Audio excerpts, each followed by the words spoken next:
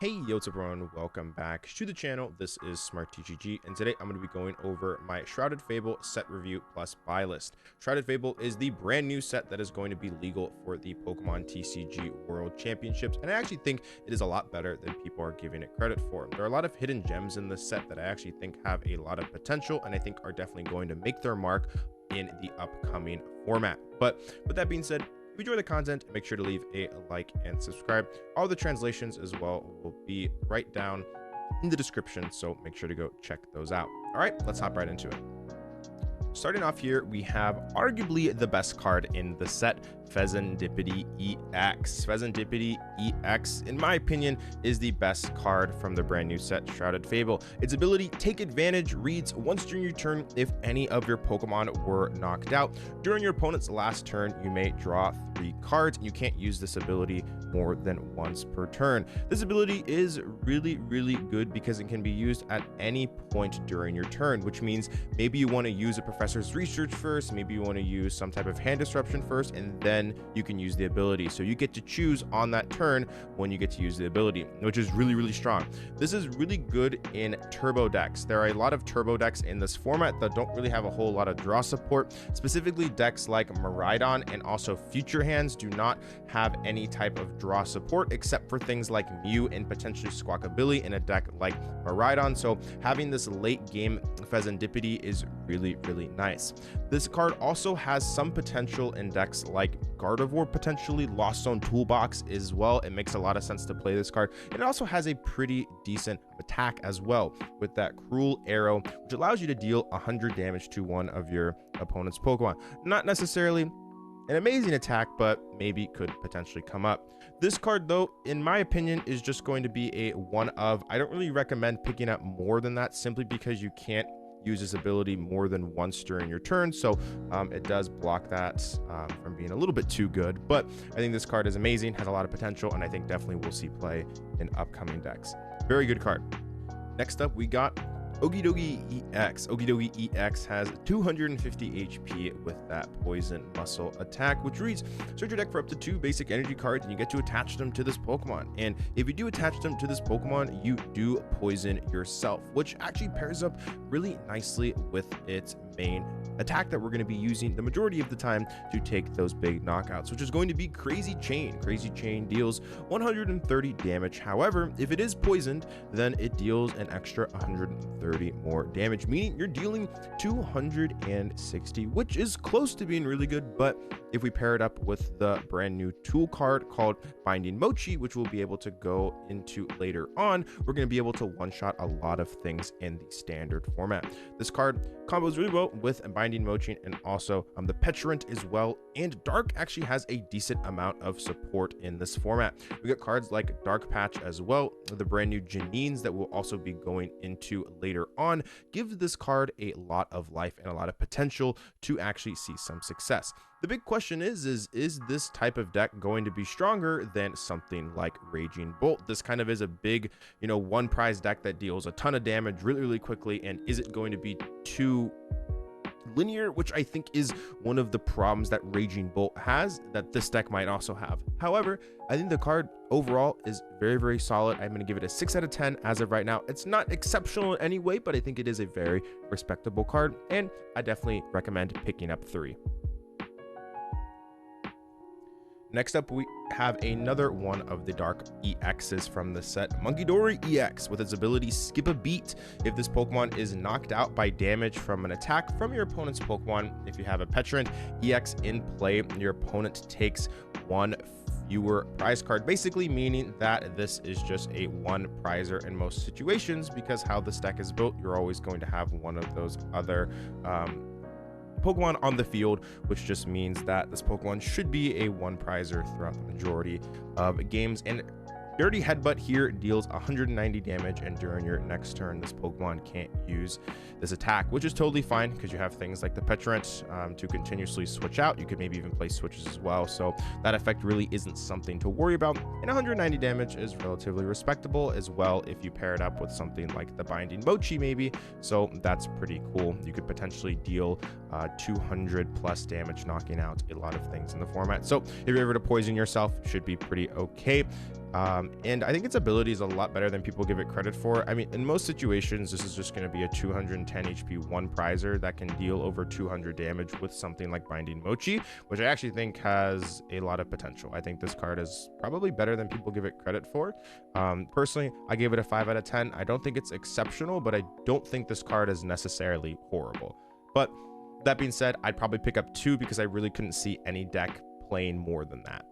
Next up, we got Pecharunt EX. Pecharunt EX has 190 HP with that Controlling Chains ability, which reads, once during your turn, you may switch one of your bench dark Pokemon, except any Pecharunt EX with your active Pokemon. And if you do, your new active Pokemon is now poisoned. You can't use more than one Controlling Chains ability each turn. So this is how we're going to get those dark Pokemon into the active and also get them poisoned as well.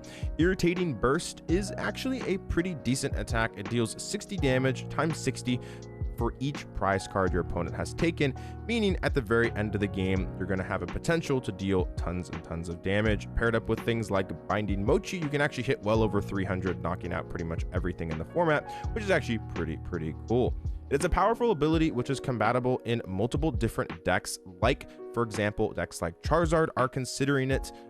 So I think that could potentially have a little bit of value. And that deck really solid against the control archetypes, just because you're able to use the Pecharunt's ability to continuously throw up Charizard, which is pretty decent. And you also, as I already said, have that 300 plus damage potential late game. I personally think this card is really solid. I'm going to give it a 7 out of 10. However, I can't really see any deck playing more than 2 of. It's a good card. I definitely think it's going to see play and definitely makes a lot of these dark decks a lot more viable. Alrighty, hopping into Duskull and Dusclops. These are 2 cards that have been getting some talk as well, and I'm personally not a big fan of them. We got the Dusclops here, which reads, once during your turn, you may put 5 damage counters on one of your opponent's Pokemon. If you do this, you knock your Pokemon out. So that's kind of the problem, is that you can knock out your Dusclops and get 5 damage counters onto their side of the field. But is that really worth it? I don't think so. However, Duskull does the exact same thing, except you put 13 damage counters on. So this could be potentially really good against some type of, Gardevoir variant or some deck that doesn't have a whole lot of HP, maybe Lost Zone.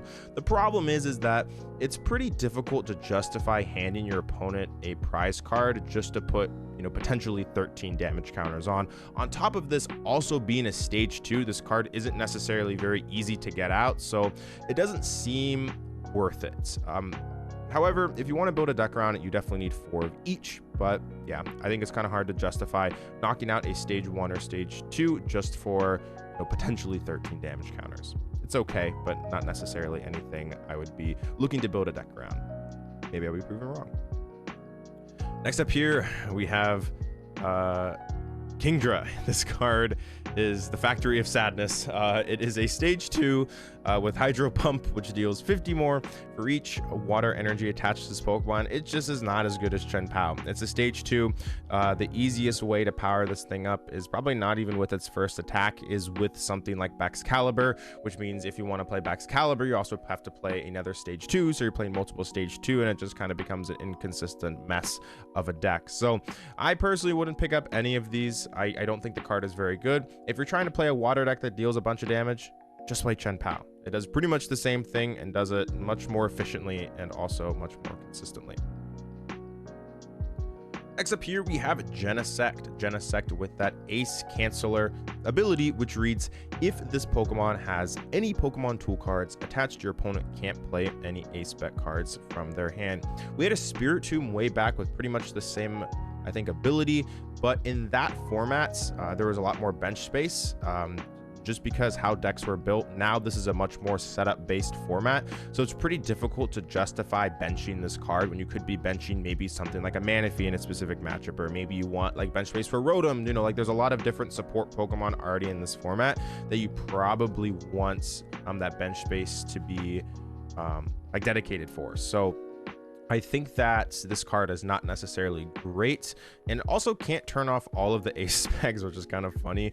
One of the main decks that uses an Ace Spec is the Lugia V-Star deck, and Lugia is one of the most popular decks, and Ace Canceller reads, if this Pokemon has any Pokemon tools attached to it, your opponent can't play any A-Spec cards from their hand.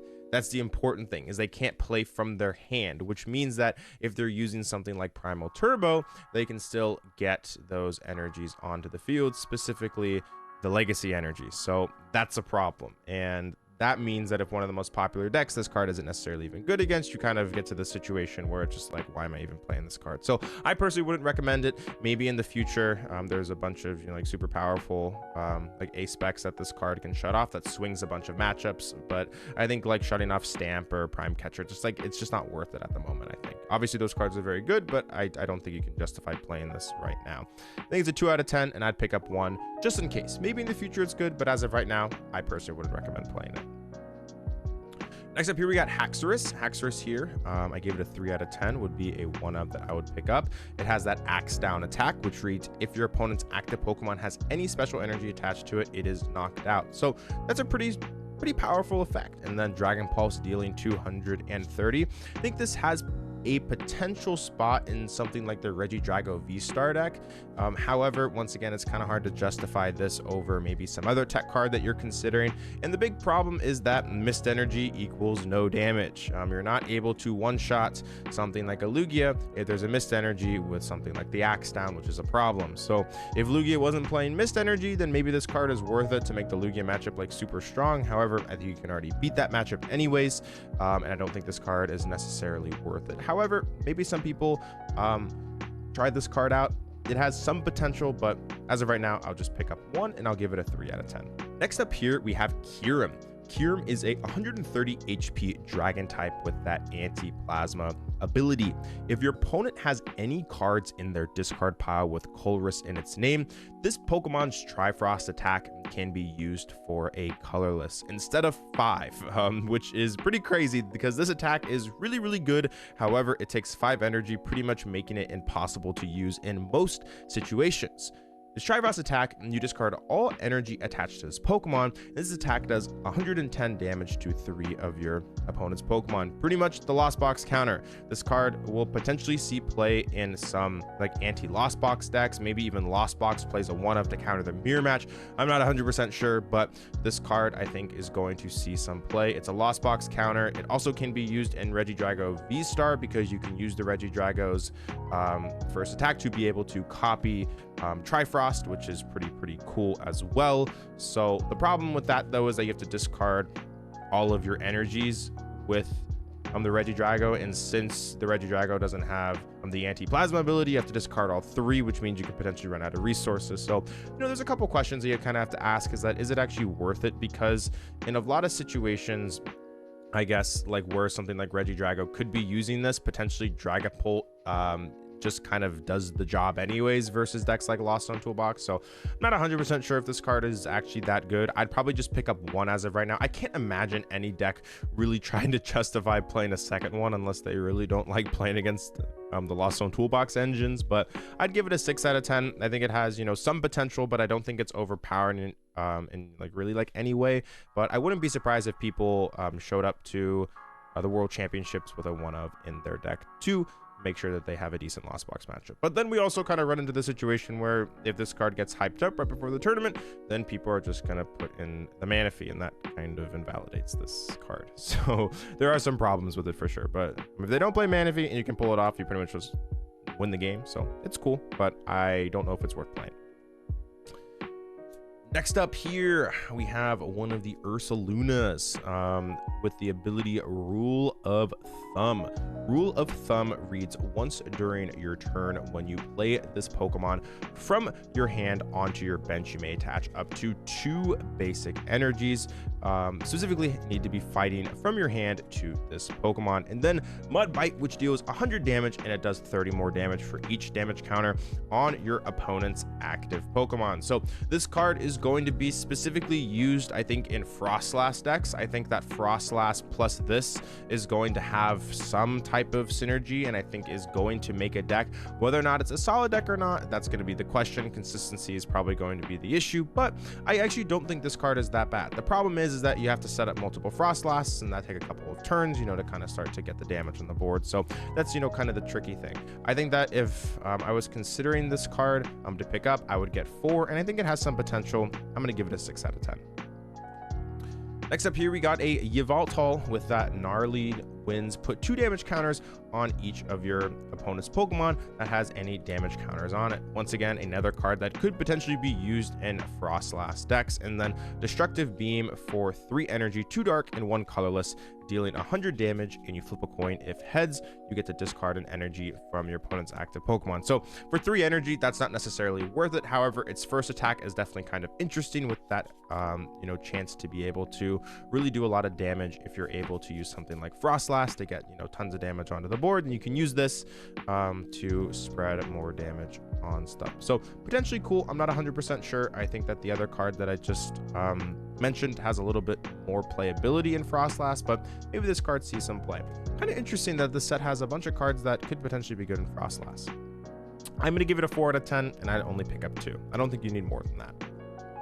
Next up here, we have a card that we've been talking about quite a bit, so let's kind of go over exactly what this card does. We got Binding Mochi. This card reads: the attack of the poisoned Pokemon this card is attached to deals 40 more damage to your opponent's active Pokemon. So this is going to be how we reach those one-shot numbers with the Binding Mochi. This pairs well with the new Dark support. Also has some potential as well in Charizard. If you want to play a poison Charizard variant, you can attach the Binding Mochi. You can be doing 220 on the second turn of the game, which is actually quite good, because one of Charizard's biggest problems is it not being able to deal a ton of damage at the beginning of the game. So decks can sometimes build up a, you know, massive lead against Charizard, and then Charizard has to rely on things like Unfair Stamp, Roxanne, or something like Iono to be able to come back.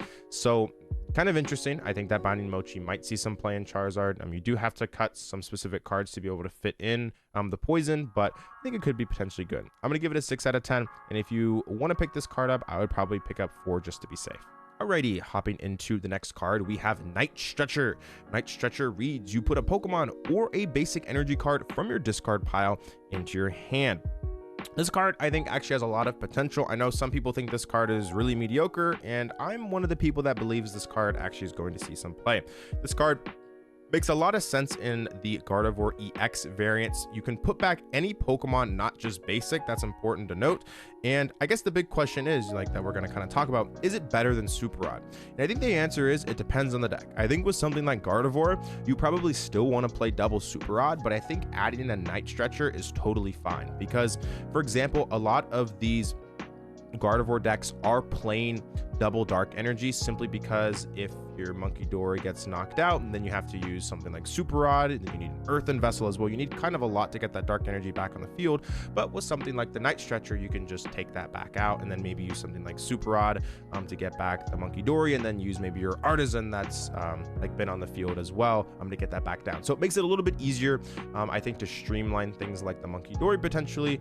Maybe you can cut the second Dark Energy because of it. Also, it's really good in Gardevoir just because you can get back things like, for example, things like Curlia, right? Maybe they knock out one of your Curlias and you're not, like, able to find another Curlia, but you have the Night Stretcher instead. You don't have a Ball Search card. You can just use the Night Stretcher, get back Curlia. Also can get back Gardevoir as well. So there's a lot of implications I think this card has. Specifically in Gardevoir, is it going to be worth playing over something like a third Super Rod? Maybe. I think that's the question you have to ask yourself. I think in Lost Box, it's probably still best to play 4 Super Rod. Maybe you add in a Night Stretcher and get, 5 resource recovery cards, possibly, but I don't think this card is necessarily overwhelming in any way, and I don't think it is necessarily a staple in any deck yet. I think Gardevoir has the biggest argument, but I think this card has some potential. Maybe in the future Super Rod rotates and this is all we have, and then this card will become a staple in a lot of decks. But in my opinion, it's a 7 out of 10. I think has some potential, and I'd definitely pick up 4.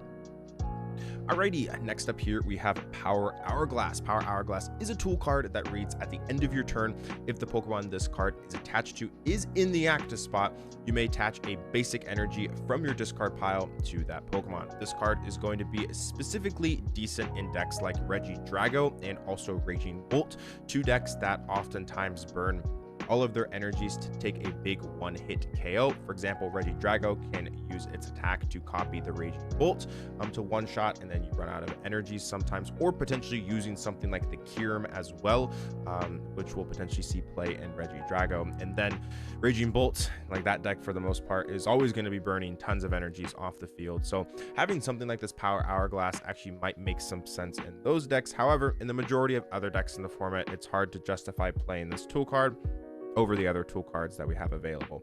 As of right now, I would probably pick up 4 just to be safe. I don't think the card is going to be necessarily very expensive. It's just a tool card, should be pretty easy to pull. So I would pick up 4 just because why not? I don't think there's really any downside to it. Maybe there's a deck that plays a heavy count. Maybe there's an Arven deck that only plays 2. So we don't really exactly know the count of this card in some specific decks, but I definitely think it has some potential. Just going to give it a 4 out of 10 as of right now, just because it can't be used in the majority of decks and format. I think there's just better options, but in some of the decks that it can be used in, I think it definitely has some potential. Next up here, we have another card that we spoke about, I think at the very beginning. We got Janine's Secret Technique. Janine's reads, you get to choose up to 2 of your dark Pokemon. For each of these Pokemon, you search your deck for a dark energy card and you attach it to that Pokemon, then you shuffle your deck. And if you attach any energy to your active Pokemon in this way, that Pokemon is now poisoned. Once again, going along with the poison strategy also pairs up nicely with the binding Mochi as well. This card is decent, you know, it is more support for dark Pokemon, which is good. Synergizes well with the Oki DOI, which deals more damage if it's poisoned. But the only thing you kind of have to ask yourself sometimes is this worth it to actually use and play potentially 4 of in a deck? Because you're going to run into some situations, especially at the very beginning of the game, where you might want to research or use an Iono or some other type of supporter. Maybe towards the middle or late portion of the game, you want to use something like Boss's Order. So that probably means you want to play Prime Catcher or maybe Counter Catcher as well in this deck, just because if you need to build your deck around using the Janines, then you probably want to have other options to gust as well. This is not as good as something like a Professor Sada's, because Sada's at least draws cards where this does not. So there are a couple problems with this card that I think is holding it back from being super strong. But like as of right now, I gave it as a 7 out of 10. And if you're playing a deck with Janines, you probably need to play 4 as well. So I'd recommend picking up 4. Next up, we have Colress's Tenacity. Colress's Tenacity reads, you search your deck for a Stadium card and an energy card, and you reveal them and put them into your hand and then shuffle your deck. It has some potential in decks like Pidgeot Control, not necessarily install. Maybe could see play install. It's just another way to find your fire energy, which sometimes you can struggle to find. So maybe you cut the Earthen Vessel for Colress instead. Not 100% sure, but it is pretty difficult to justify this as your supporter for the turn when you have so many other supporters that you probably want to use. So I think that this card is relatively mediocre, and I would only pick up 2. I'm just gonna give it a 4 out of 10 as of right now. Next up, we have Cassiopeia. Cassiopeia is, in my opinion, one of the worst supporters in this set, which reads, you can only use this card when it is the last card in your hand. So similar to cards we've seen in the past, like Archie's Ace in the Hole and Maxie's Hidden Ball Trick. However, its effect is not game breaking. It reads, search your deck for up to 2 cards and put them into your hand and then shuffle your deck. So this is pretty difficult to build a deck around, because if you want to play this card, you probably need to play 4 because you want to be able to consistently use it. The only way really to consistently try and pull this off is with something like the Skwovet plus the Knight Academy.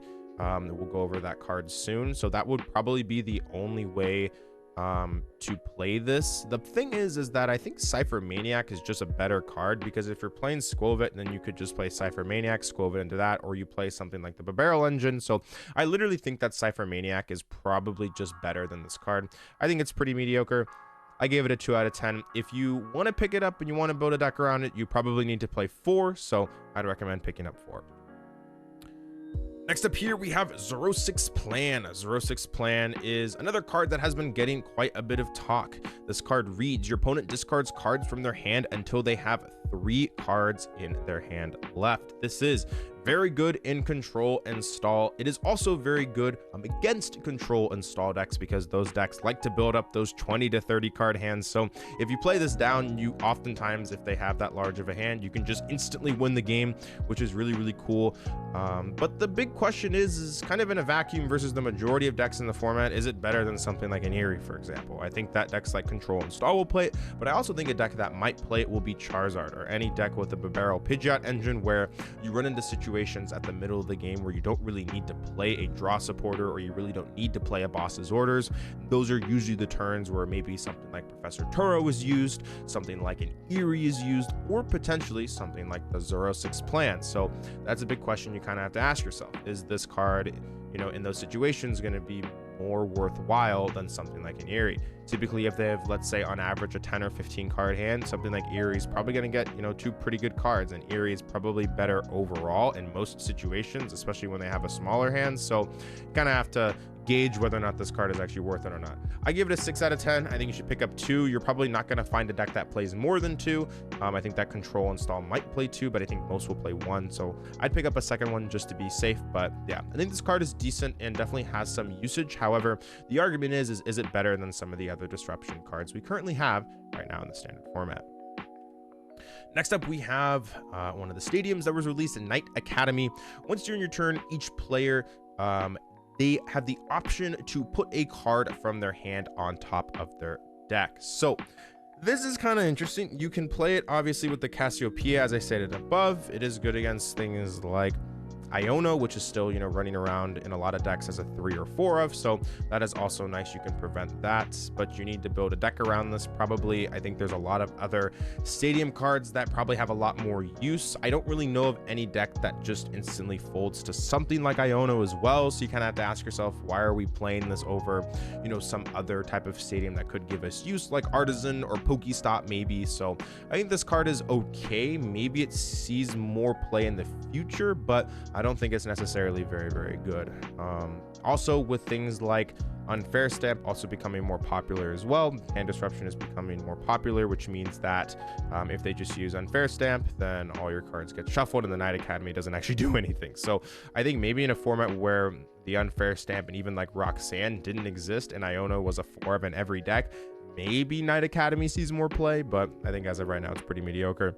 I gave it a 4 out of 10. But if you want to pick up the cards, I'd probably just, you know, pick up 4 to be safe. It's probably not going to be a very expensive card as well, and any deck that is playing this will probably want to play 4. All right, here we have some of the ace specs. I put yikes here because I don't think any of them are actually very, very good. But starting off, we got Dangerous Laser. Dangerous Laser is an ace spec card which reads your opponent's active Pokemon is now burned and confused. Is this card really worth playing over something like Prime Catcher or Unfair Stamp or Scoop Up Cyclone or all of the other cards that at least have pretty powerful effects? Probably not. I don't think there's really any deck that is going to justify playing this over something like Prime Catcher especially. Neutral Center is a little bit more interesting. It reads prevent all damage done to the Pokemon that don't have a rule box by attacks from their opponent's Pokemon EX and Pokemon V. This card has a little bit more potential. Maybe there is a format where the Pokemon EX and V are the dominant forces in the format and they don't play stadium cards. So if you put down a neutral center, then they just lose. However, if this card were to ever see play, people would tech a stadium or a lost vacuum and this card would be completely useless. So this card might have potential in the future, but as of right now, I don't think it's necessarily very, very powerful. It also reads, if this card is in your discard pile, it cannot be put back into your hand or shuffled into your deck as well. And this is to prevent decks like Stall or Control being able to loop this card, because if you could loop this card, then you can run your opponent out of stadiums and then lock this in play, and that could potentially become a little bit broken. So that's another thing as well. They're trying to make sure that these ace spec cards are very fair. However, these ace spec cards just aren't necessarily very good. They don't even feel like ace spec cards, just because their effects are so mediocre. Next up, we got Pokevital A, which heals 150 damage from one of your Pokemon. Has the same effect. You can't put it back. This is also, you know, like to prevent decks specifically like I think control and stall from like being able to loop this card and just heal over and over and over and over and over again. So that's another thing as well I think they're trying to prevent. So yeah, it's another mediocre card, not necessarily super exceptional, but I think probably neutral center has the most potential moving forward. But anyways, that is my set review. I would still recommend picking up one of them just because they're A specs. They're probably not going to be very expensive as well. So definitely something to think about. But that is my set review. Let me know what you think of the set. Let me know what your favorite card is as well. And if you enjoy the content, make sure to leave a like and subscribe. This is Smart TCG, and I will speak with you again soon. Peace out.